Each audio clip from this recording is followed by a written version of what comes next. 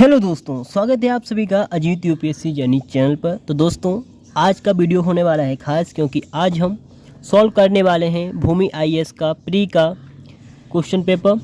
ये सीरीज चलाई गई थी, उसके आज हम एनालिसिस करने वाले हैं इस पेपर का।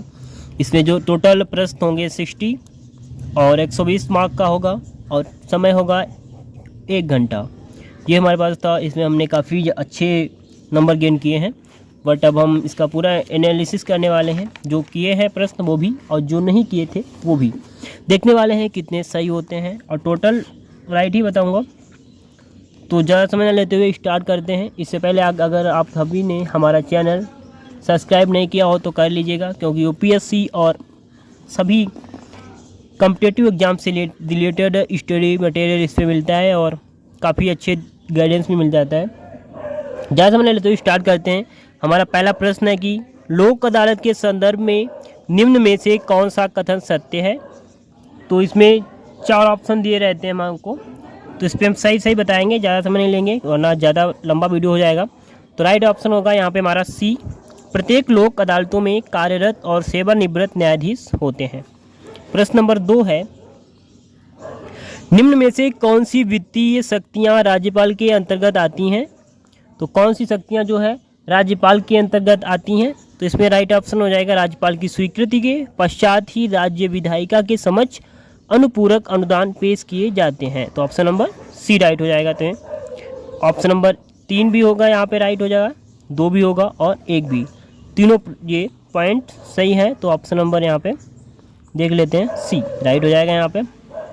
इसके बाद है प्रश्न नंबर 3 है हमारा, जो कि है हमारा, देखते हैं कि निम्नलिखित में से कौन सी विधियां भारत की लोक वित्त पर संसदीय नियंत्रण रखने में काम में आती हैं। तो कौन कौन सी विधि हैं जो लोक वित्त पर संसदीय नियंत्रण रखने के काम में आती हैं। तो हम देखते हैं यहाँ पे, तो वो हमारी संसद के सम्मुख वार्षिक वित्तीय विवरण का प्रस्तुत किया जाना, सही है। 2 है, विनिमय विधेयक के पारित होने के बाद ही भारत की संचित निधि की मुद्दा निकाल पाना, ये भी हमारा राइट हो जाएगा। और इसके बाद में हम देख लेते हैं यहाँ पे कि तीसरा है अनुपूरक अनुदान का लेखन प्रत, ये नहीं होगा। चौथा सही हो जाएगा, ये भी नहीं होगा। तो यहाँ पे ऑप्शन नंबर बी हमारा यहाँ पे प्रश्न नंबर 3 का राइट हो जाएगा। इसमें नहीं कुछ गड़बड़ हो रहा है, ये तो राइट हो जाएगा, ये गलत होगा। और हमारा दूसरा भी सही है, पहला सही है, तीसरा भी सही होगा, चौथा गलत सही होगा, ये चौथा गलत हो जाएगा, 5वां सही होगा। तो राइट आंसर जो कि बी नहीं ना हो करके ए हो जाएगा। ये हमारा प्रश्न थोड़ा कन्फ्यूजन हो गया था।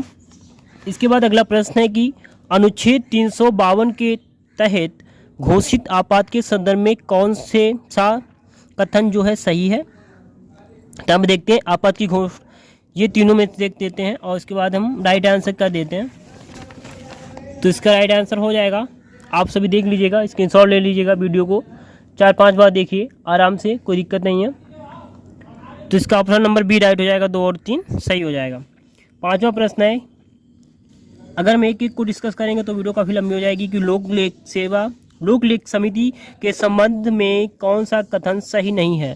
तो कौन सा कथन जो है सही नहीं है, तो कथन सही नहीं है कि चक्कर में हम पढ़ेंगे और देखेंगे कि कौन सा कथन सही नहीं है। यहाँ पे 4 कथन दिए गए हैं। पहला कथन है, इनमें 15 सदस्य लोकसभा में से और 7 सदस्य राज्यसभा से होते हैं। सदस्यों की सदस्यता अवधि 1 वर्ष से अधिक नहीं होती है।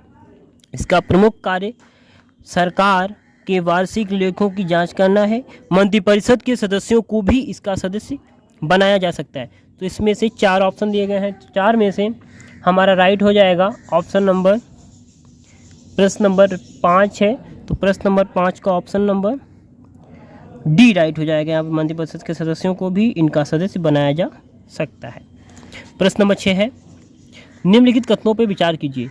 कथनों पर विचार करना है, सभी कथन दिए गए हैं यहाँ पे।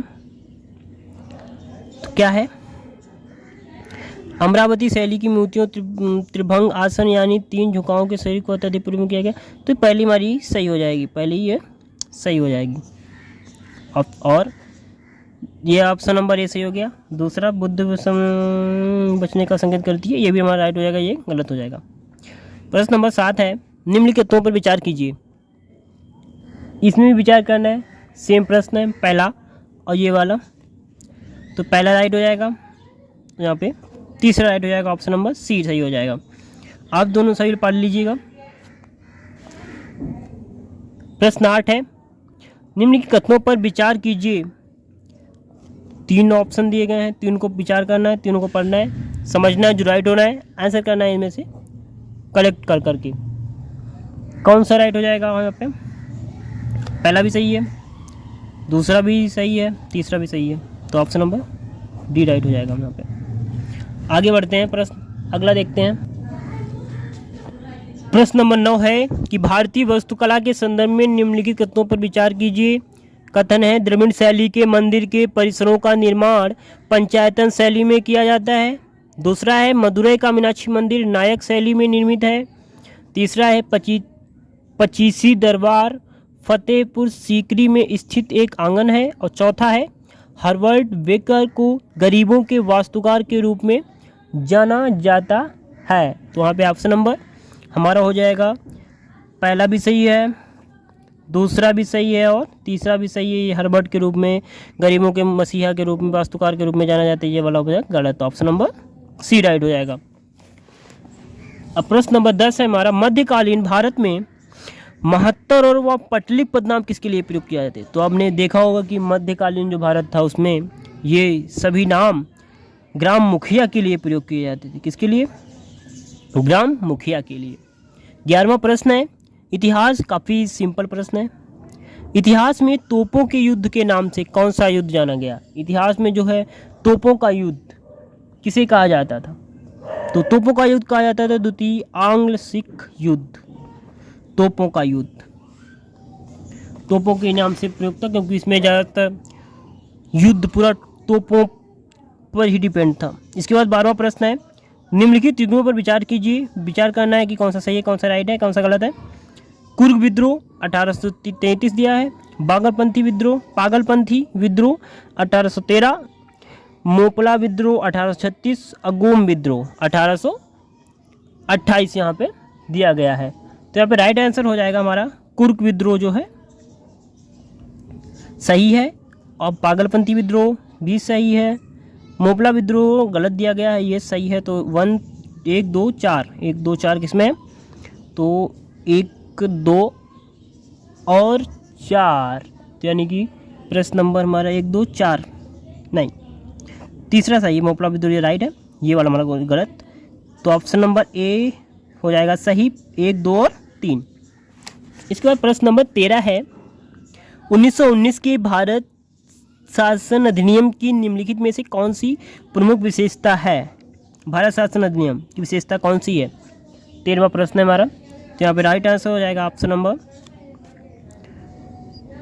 पहला सही हो जाएगा,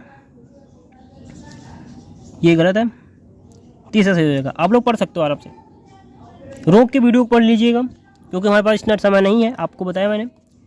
वीडियो काफ़ी लंबी हो जाएगी। 1 2 दूसरा गलत हो जाएगा, तीसरा सही हो जाएगा, ऑप्शन नंबर सी राइट हो जाएगा।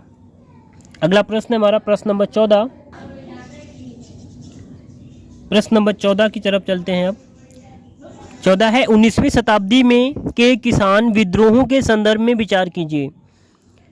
19वीं शताब्दी में जो किसान विद्रोह हुआ था उसमें हमें विचार करना है। नील उत्पादक किसानों को अग्रिम विद्रोह पहला सही है, दूसरा सही है, नील आंदोलन के खिलाफ, तीसरा गलत हो जाएगा। तो आप लोग ऑप्शन नंबर 1 और 2 सही है, तो किसमें होगा, ऑप्शन नंबर ए राइट हो जाएगा। यहाँ पे आप लोग देख लीजिएगा, पढ़ लीजिएगा अच्छे से। प्रश्न नंबर 15 है, निम्नलिखित में से कौन सा विकल्प सही कालानुक्रम अनुसार व्यवस्थित है। प्रश्न नंबर 15 कौन सा व्यवस्थित है, तो प्रश्न नंबर हो जाएगा सी, क्योंकि क्या हुआ था, पहले गोलमेज सम्मेलन हुआ था, द्वितीय गोलमेज सम्मेलन हुआ था, उसके बाद हुआ था सांप्रदायिक पंचाट, और उसके बाद हुआ था पूना पैक्ट। तो ऑप्शन नंबर सी राइट हो जाएगा। सीधा सीधा प्रश्न बन गया, देखो कितना सिंपल सा। इसके बाद है 16वां हिस्ट्री से है। प्राचीन भारतीय इतिहास से है कि वैदिक युग के संदर्भ में निम्न कथनों पर विचार कीजिए। 2 कथन दिए गए हैं, दोनों पे विचार करना है। वैदिक युग पर है तो यहाँ पे हमारा ऑप्शन नंबर हो जाएगा, सही हो जाएगा। ये दोनों कथन सही है। 10 है जो में दूसरे मंडल में 7वें मंडल था, मंडलों के बाद जोड़ा गया था। तो ऑप्शन नंबर सी हो जाएगा यहाँ पे, 1 और 2 दोनों। प्रश्न नंबर 17 है, निम्नलिखितों पर विचार कीजिए। कर सकते हो आप विचार अच्छे से, वीडियो को रोक लो, अच्छे से पढ़ो और तब आंसर करिए अपने आप से। पहले ही कर दिया करिए जिसको आता हो, इसमें भी दोनों सही हो जाएंगे। पढ़ लेना, काफ़ी महत्वपूर्ण है, दोनों सही हो जाएंगे। ऑप्शन नंबर सी राइट हो जाएगा। यहाँ पे प्रश्न है हमारा 18, भूमि की माप से संबंधित गजे सिकंदरी नामक पैमाना किसने विकसित किया था? गजे सिकंदरी किसने विकसित किया था? कुछ याद आ रहा है? सिकंदरी, सिकंदर लोदी, डायरेक्ट सीधे बन रहा है तो ऑप्शन नंबर सी राइट हो जाएगा हमारा, सिकंदर लोदी। गजे सिकंदरी पैमाना सिकंदर लोदी ने। 19वां प्रश्न देखते हैं हम कि निम्न के कथनों पर विचार कीजिए। देखिए यूपीएससी में क्या होता है कि सीधे तौर पे क्वेश्चन बहुत ही कम बनते हैं, या तो आएगा विचार कीजिए, कथन कारण दे दिया गया, दोनों में सही कौन है गलत कौन है कॉम्बिनेशन कीजिए। तो इस प्रकार से प्रश्न बनते हैं, घुमाते ज़्यादा हैं, आपके माइंड एकदम घूम जाएगा, सीधे प्रश्न बहुत कम आएंगे। तो इन सब को ध्यान में रख कर के आगे का क्वेश्चन करना है, क्वेश्चन पढ़ना है। प्रश्न नंबर 19वां है हमारा कि जल विभाजक की निम्न कथनों पर विचार कीजिए। तो यहाँ पे हम राइट आंसर देख लेते हैं कि ये दोनों तो गलत ही हो जाएंगे, ये राइट हो जाएंगे, 1 2, 1 और 2, एक ऑप्शन नंबर ए राइट हो जाएगा यहाँ पे हमारा। प्रश्न नंबर 20 है, निम्नलिखित में से किस स्थान को भारत में कहवा यानी कि कॉफी का जन्म स्थान कहा गया है? कहवा यानी कि कॉफी का जन्म स्थान किसे कहा जाता है? तो सभी को पता है कि बाबा बुदान गिरी यानी कर्नाटक को कहा जाता है। काफ़ी लोग केरला कर सकते हैं, कर दिया होगा, बट ये गलत है। ऑप्शन नंबर सी राइट हो जाएगा प्रश्न नंबर 20 का। 21वां प्रश्न है हमारा, निम्नलिखित कथनों पर विचार कीजिए। आप लोग पढ़ लीजिएगा आराम से, दूसरा गलत है यहाँ पे, पहला सही है। तो ऑप्शन नंबर ए सही हो जाएगा यहाँ पे। अब चलते हैं अपने 22वें प्रश्न की ओर। 22वां प्रश्न है कि सूची को दूसरी सूची से सम्मिलित कीजिए। तो यहाँ पे ऑप्शन नंबर ए सही हो जाएगा यहाँ पे। ये जो है ए सही है, ए का 1 से, बी का 4 से, महाराष्ट्र, सी का 2 से, मृदा केरल, लेट राइट, मृदा महाराष्ट्र केरल। 23वां प्रश्न है, निम्नलिखित कथनों पर विचार कीजिए। 23वां प्रश्न विचार करना है, तो यहाँ पे ए राइट हो जाएगा। भूकंप की उत्पत्ति में केवल अंतर्जालों बलों का योगदान है। जिस स्थान पर सर्वप्रथम भूकंप तरंगों का अनुभव होता है उसे भूकंप मूल कहते हैं? बिल्कुल नहीं, फोकस कहते हैं? नहीं कहते हैं। तो हम देखते हैं प्रश्न नंबर 24वां। और जो भी स्टूडेंट हमारे इंग्लिश मीडियम से हैं वो इस साइड का पढ़ सकते हैं, रोक के रिलेट करके आराम से पढ़ सकते हैं, कोई दिक्कत नहीं। प्रश्न नंबर 24 है, निम्नलिखित में से कौन सा कथन सही है? 2 कथन दिए गए हैं, पूछा यह जा रहा है कि कौन सा कथन सही है। तो ये बेबीलोनिया में स्थित टिटिकाका झील ज्वालामुखी क्रिया से निर्मित झील है, सही हो जाएगा। बैकाल झील साइबेरिया क्षेत्र में विश्व की सबसे गहरी झील है, बिल्कुल राइट। तो दोनों सही लग रहे हैं, तो ऑप्शन नंबर हो जाएगा 1 और 2 दोनों, ऑप्शन नंबर सी। अब 25वां प्रश्न है हमारा, विचार करना है। 25वां प्रश्न, पहला गलत है, दूसरा सही है, तो अब नंबर बी केवल 2 राइट हो जाएगा यहाँ पे। बहुत ही जल्दी जल्दी में करा रहे हैं आपको प्रश्न। अगर आपको ये तरीका अच्छा लगता हो तो वीडियो को लाइक करें और चैनल सब्सक्राइब करना ना भूलें। दोस्तों को भी शेयर कर दें जो भी यूपीएससी एक्सपेरेंट हो या किसी भी कॉम्पिटिटिव एग्जाम कोई भी तैयारी कर रहे हो।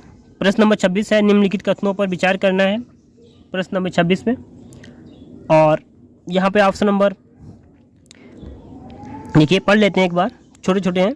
सुबह एवं शाम को तिरछी किरणों के कारण कम सूर्य ताप प्राप्त होता है, बिल्कुल राइट।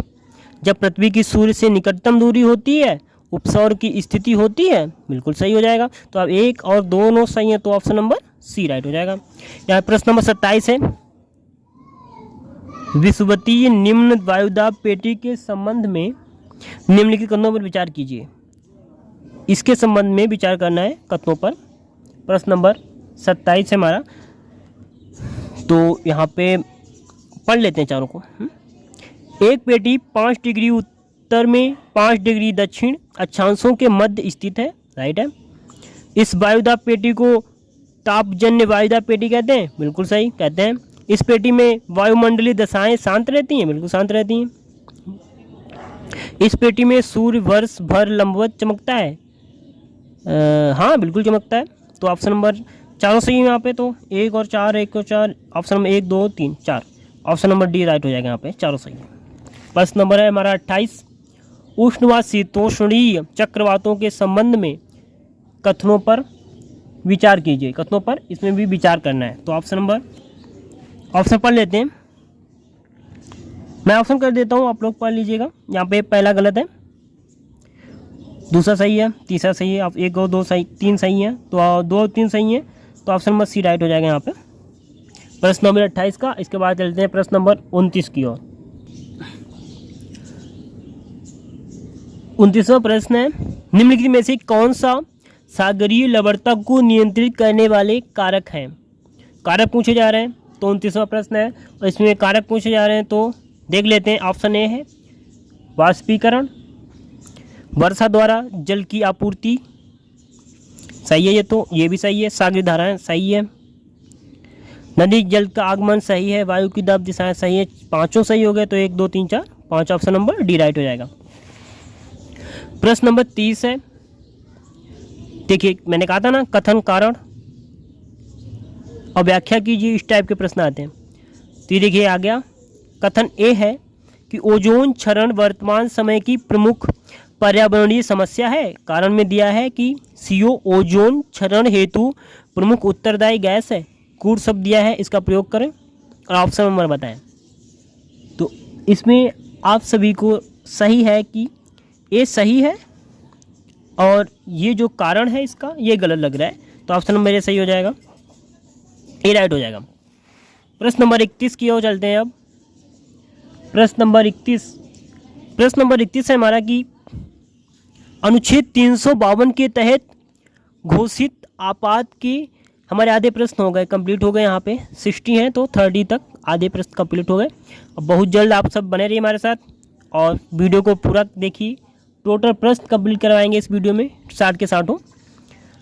तो हमारा प्रश्न है कि अनुच्छेद 352 के तहत, अगर आपने वीडियो लाइक नहीं किया हो तो प्लीज़ कर दीजिएगा, चैनल सब्सक्राइब भी कर दें। अनुच्छेद 352 के तहत घोषित आपात के संदर्भ में कौन से कथन सही है। अनुच्छेद 352 के अंतर्गत पूछ रहा है। प्रश्न नंबर 31 अनुच्छेद 352। तो देखिए यहाँ पे राइट आंसर कर देते हैं। पहला सही है हमारा, दूसरा तीसरा गलत है, तो ऑप्शन नंबर बी हो जाएगा केवल 1। इसके बाद प्रश्न देखते हैं 32। आप लोग इसकी सॉल्व ले लीजिएगा, आराम से पढ़ लीजिएगा तीनों पॉइंट्स।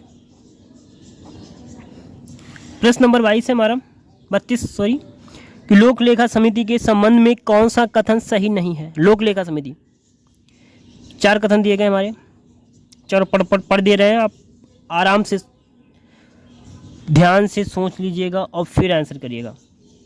32 नंबर प्रश्न है हमारा, लोक लेखा समिति के संबंध में कौन सा कथन सही नहीं है, ये पूछा गया है। नहीं है। इसमें 15 सदस्य लोकसभा से और 7 सदस्य राज्यसभा से होते हैं, बिल्कुल सही। सदस्यों की सदस्यता अवधि 1 वर्ष से अधिक की नहीं होती है, सही है, नहीं होती है। इसका प्रमुख कार्य सरकार के वार्षिक लेखों की जांच करना है, सही है। मंत्रिपरिषद के सदस्यों को भी इसका सदस्य बनाया जा सकता है, बिल्कुल नहीं बनाया जा सकता। ऑप्शन नंबर डी राइट हो जाएगा, यहाँ पे ये गलत है। 33 नंबर का प्रश्न हमारा कि सूची 1 को सूची 2 से मिलाना है, सुमेलित करना है। ये हमारा कोड दिया गया है, तो यहाँ पे मिलाएंगे हम सभी। तो राइट आंसर यहाँ पे हमारा हो जाएगा लघुकरण जो है ये जाएगा कठोर प्रगति को ठंड के स्थान पर हल्की प्रगति का दंड दिया जाना। और परिहार को देख लेते हैं। परिहार हमारा जाएगा, परिहार जो है हमारा यानी कि वी का हो जाएगा ये दंडादेश की प्रकृति बदले बिना दंड की मात्रा को कम कर देना। विराम का मीन क्या होता है? विराम यानी कि किसी गर्भवती स्त्री को मृत्युदंड के स्थान पर आजीवन कारावास दे देना, इसे कहते हैं विराम। प्रतिलंबन, बात करते हैं प्रतिलंबन की, तो मृत्युदंड को अस्थायी तौर पर निलंबित कर देना, यह होता है प्रतिदंडन। और क्षमा के लिए हम देख सकते हैं कि यहाँ पे क्षमा यानी कि ई का हो जाएगा अपराधी को दंडादेश से पूरी तरह मुक्त कर देना। देख लिया आपने? तो ये हो गया ये ऑप्शन नंबर सी, 3, 5, 4, 1 और 2। ओके, इसके बाद हमारा प्रश्न नंबर 34 है। एक संविधान संशोधन विधेयक को संसद के द्वारा दोनों सदनों में विशेष बहुमत सोशल मेजॉरिटी द्वारा पारित किया गया। यहाँ विशेष बहुमत से आशय है, क्या आशय है हम रख सकते हैं विशेष बहुमत? 34 नंबर प्रश्न हमारा। तो यहाँ पे हमारा आशय है कि सदन की कुल संख्या के 2/3 बहुमत के साथ साथ उपस्थित व मतदान करने वाले सदस्यों को बहुमत। बिल्कुल राइट। गलत हो जाएगा, ये भी गलत और ये भी गलत, तीनों गलत हो जाएंगे और ये ऑप्शन नंबर ए सही हो जाएगा। प्रश्न नंबर 35 है हमारा। निम्नलिखित में से किस वाद में निर्णय के माध्यम से सर्वोच्च न्यायालय ने संविधान के आधारभूत ढांचे की अवधारणा प्रस्तुत की है? तो ये की है हमारे केशवानंद भारती बनाम केरल राज्य 1973 में, केशवानंद भारती के केस में ये किया गया है। ठीक है। प्रश्न नंबर 36 है। निम्नलिखित कथनों पर विचार करना है। तो मूल संविधान में मूल कर्तव्यों की संख्या 10 थी, गलत। 42वें संविधान संशोधन अधिनियम 1976 के द्वारा 11वें मूल कर्तव्य को जोड़ा गया, बिल्कुल नहीं। तो ऑप्शन नंबर डी राइट हो जाएगा, ना 1 और ना ही 2। दोस्तों वीडियो काफ़ी लंबा हो रहा है, मैं सोच रहा हूँ आप सभी का ज़्यादा समय भी ना वेस्ट हो, व्यर्थ हो, और अच्छा कंटेंट भी मिल जाए, वीडियो का फल भी मिल जाए। तो स्पीड को थोड़ा बढ़ा देते हैं। 37वां प्रश्न है हमारा कि प्रस्तावना के संदर्भ में निम्नलिखित कथनों पर विचार कीजिए। यह संविधान का अंग है? बिल्कुल है। ना तो यह विधायिका को, ना तो तीनों गलत हैं। ऑप्शन नंबर राइट हो जाएगा। नहीं, ये भी सही है और ये सही है। इसके द्वारा सर्वोच्च न्यायालय को पुनरावलोकन शक्ति दी गई है, ये गलत है, और बाकी ये तीनों सही हैं। तो ऑप्शन नंबर ए राइट हो जाएगा हमारा, केवल 1, 2 और 3। इसके बाद 38वां प्रश्न है। अनुच्छेद 371 के संबंध में विचार कीजिए। अनुच्छेद 371 के संबंध में पूछ रहा है कि विचार कीजिए। अनुच्छेद 371,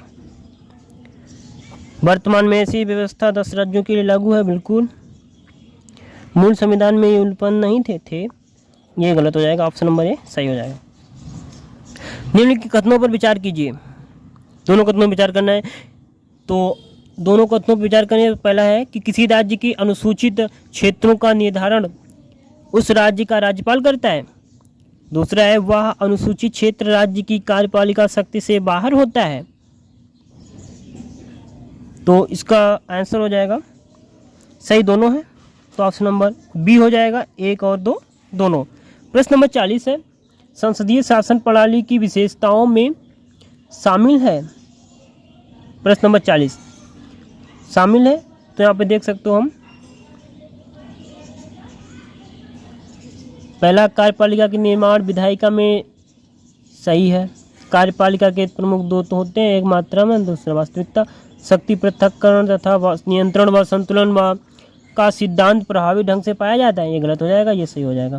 तो ऑप्शन नंबर 1, 2 और 4, 1, 2 और 3 1 2 3 1 2 1 2 4। ऑप्शन नंबर सी राइट हो जाएगा हमारा। प्रश्न नंबर 41 है, भारत में उच्च मुद्रास्फीति, भारत में उच्च मुद्रास्फीति के प्रमुख कारण है।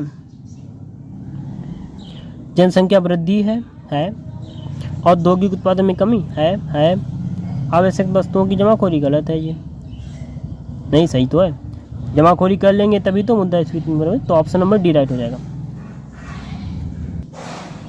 अगला प्रश्न हमारा प्रश्न नंबर 42, प्रश्न नंबर 42वां है हमारा, भारतीय प्रतिभूति एवं विनिमय बोर्ड के संबंध में सही है, क्या सही है इसमें से? पहला सही है,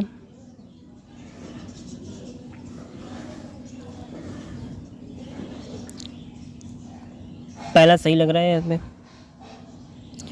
से भी, इसकी सही है, तो 1 और 3 2, केवल 2, ऑप्शन नंबर भी राइट हो जाएगा यहाँ पे। इसमें कुछ कन्फ्यूजन है, आप लोग देख लीजिएगा, कमेंट करके बताइएगा कौन सा राइट हो रहा है। इसका कन्फ्यूजन है कि ये सही है कि ये सही है, बट इसमें 4 कहाँ से आ गया, 4 तो ऑप्शन ही नहीं है, इसमें भी है 4, कन्फ्यूजन हो रहा है, आप लोग देखिएगा। 43वां कथनों पर विचार कीजिए, प्रश्न नंबर 43 कथनों पर विचार करना है।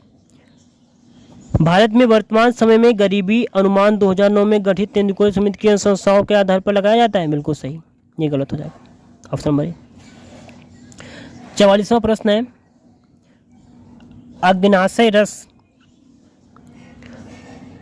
यह अग्नाशय रस के संबंध में कथन विचार कीजिए। यह अम्लीय रस अम्लीय होता है जो अग्नाशय कोशिकाओं द्वारा सेवित होता है, बिल्कुल सही। इसमें कार्बोहाइड्रेट, वसा, प्रोटीन आदि के पाचन के लिए पाचन एंजाइम्स उपस्थित होते हैं, बिल्कुल होते हैं, तो ऑप्शन नंबर ए और 2 दोनों हो जाते हैं। प्रश्न नंबर 45 है, निम्नलिखित कथनों के संदर्भ में विचार करिएगा। 45वां प्रश्न है कि निम्नलिखित कथनों के संदर्भ में विचार करना है, तो पहला सही हो जाएगा, दूसरा सही हो जाएगा, तीसरा सही हो जाएगा। अब क्या है ये, जीवाणु जनित रोग, टिटनेस, प्लेग और डिप्थीरिया, ये तीनों क्या हैं, जीवाणु जनित रोग हैं। अगला प्रश्न देख लेते, प्रश्न नंबर 46 है, भूस्थैतिक कक्षा, भूस्थैतिक कक्षा के संदर्भ में निम्नलिखित कथनों का कौन सा कथन सही नहीं है, तो आप लोग देख लीजिएगा, इसमें मैं ऑप्शन कर रहा हूँ, इसमें ये सही नहीं है।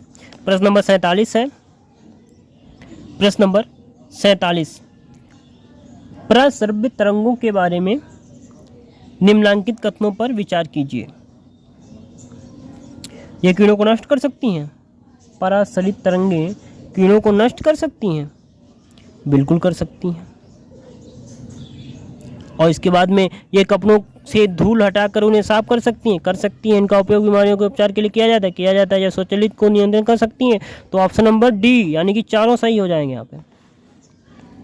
प्रश्न नंबर 48 देख लेते हैं हम। 48 में हमारा यही सही होगा, एलईडी टेलीविजन में गैसीय व आर्सेनिक ऊर्जा चालकों का प्रयोग किया जाता है, जबकि इसका नहीं किया जाता है, ऑप्शन नंबर 2 यानी सी राइट हो जाएगा। प्रश्न नंबर 49 है हमारा, कश्मीर केसर के संदर्भ में निम्नलिखित कथनों पर विचार कीजिए। कश्मीर केसर को भौगोलिक संकेतक रजिस्ट्री द्वारा भौगोलिक संकेतक जीआई का टैग प्रदान किया गया, बिल्कुल किया गया है, ये नहीं गलत है, ऑप्शन नंबर ए। 50वां प्रश्न है, किसी अर्थव्यवस्था में यदि ब्याज की दर को घटाया जाता है तो, किसी अर्थव्यवस्था में यदि ब्याज की दर को घटा दिया जाएगा तो क्या होगा, व्यवस्था में निवेश को व्यय को बढ़ाएगी, ऑप्शन नंबर सी राइट हो जाएगा। और क्या होगा, प्रश्न नंबर 51 है, किस भारतीय धाविका को डोपिंग के चलते 4 साल के लिए बैन किया गया है, तो वो किया गया द्युति चंद्र। अगला प्रश्न है हमारा प्रश्न नंबर 52, भारतीय राष्ट्रीय महासागर सूचना सेवा केंद्र के नाविकों के लिए कौन सा ऐप लॉन्च किया गया है, तो वो किया गया है समुद्र। बहुत से बच्चों ने कर दिया होगा सेतु समुद्रम, मतलब गलत है, ये किया गया है समुद्र। प्रश्न नंबर 53, मिस अर्थ इंडिया 2023 का खिताब किसने जीता? मिस अर्थ इंडिया 2023 का खिताब जीता है प्रियंसेन ने। ऑप्शन नंबर ए राइट हो जाएगा यहाँ पे। इसके बाद प्रश्न नंबर 54 है, मुख्यमंत्री कन्या सुमंगला योजना की धनराशि बढ़ा दी गई है, यह किस राज्य से संबंधित है? मुख्यमंत्री कन्या सुमंगला योजना ये किस राज्य से संबंधित है? ये सभी जानते होंगे, यूपी से संबंधित है, योगी आदित्यनाथ की सरकार से। ऑप्शन नंबर बी राइट हो जाएगा। प्रश्न नंबर 55 है, शतरंज विश्व कप 2023 का टाइटल किस खिलाड़ी ने जीता? शतरंज विश्व कप 2023 वो जीता है लेवॉन एरोनियन ने। प्रश्न B, option number B right हो जाएगा यहाँ पे। प्रश्न नंबर 56 है, इसरो द्वारा लॉन्च किए गए चंद्रयान 3 मिशन के प्रोजेक्ट डायरेक्टर कौन थे? प्रोजेक्ट डायरेक्टर कौन थे? Project director S Somanathan? नहीं, ये सही हो जाएगा। पी वीर मुथवेल ये थे। ऑप्शन नंबर डी राइट हो जाएगा यहाँ पे प्रश्न नंबर 56 का। अब देख लेते हैं प्रश्न नंबर 57, भारतीय नौसेना का स्टील्थ फ्रिगेट महेंद्रगिरी किस परियोजना के तहत निर्मित किया गया था? तो वो किया गया था प्रोजेक्ट 17A के तहत। प्रश्न नंबर 58 है हमारा। प्रश्न नंबर 58, G20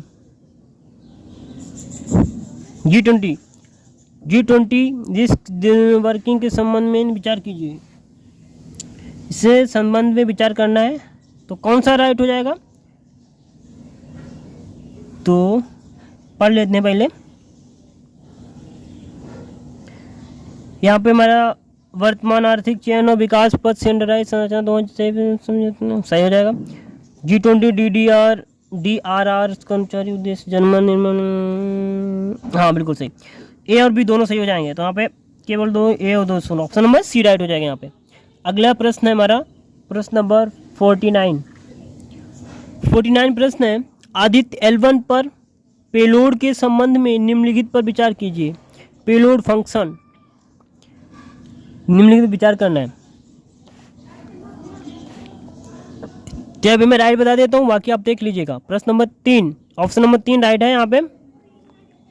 इसके बाद है हमारा आज की इस वीडियो का अंतिम प्रश्न कि विश्व में खाद्य सुरक्षा और पोषण की हालिया स्थिति 2023 के बारे में निम्नलिखित कथनों पर विचार कीजिए। क्या विचार करें निम्नलिखित कथनों पर कि इसको पढ़ लेते हैं, आराम से करते हैं। भूख का सामना करने वाली वैश्विक आबादी में 122 मिलियन से अधिक की कमी आई है, सही है।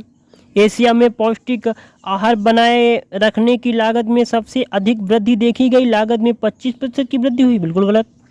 अनुमान है कि 2050 तक दुनिया की 70% आबादी शहरी क्षेत्रों में रहेगी, ऐसा तो नहीं कहा जा सकता है।